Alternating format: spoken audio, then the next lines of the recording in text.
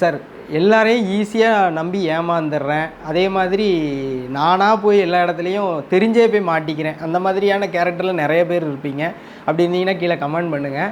So உங்களுக்கான தீர்வும் இது உங்கள் ஜாதகம் என்ன சொல்லுது அப்படிங்கிறத பற்றி பார்க்கலாம். பெரும்பாலும் வந்து பார்த்திங்கன்னா இந்த மீனராசிக்காரங்க ஈஸியாக எல்லாத்துலேயும் ஏமாந்துருவாங்க.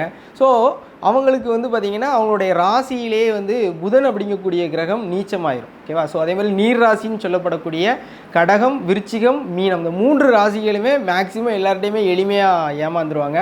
ப்ளஸ் வந்து பார்த்திங்க அப்படின்னா உங்களுடைய ஜாதகத்தில் சந்திரன் மற்றும் புதன் அப்படிங்கக்கூடிய 2 கிரகங்கள் கெட்டு போயிருந்தது, அதாவது 6, 8, 12 மறைந்திருந்தாலும் அல்லது தீய கிரகங்களோட சேர்க்கையில் இருந்ததுனாலும் ப்ரெசன்ஸ் ஆஃப் மைண்ட் அப்படிங்கக்கூடிய விஷயங்கள் கட்டாயிரும். ஸோ நீங்கள் ஈஸியாக ஏமாந்துருவீங்க.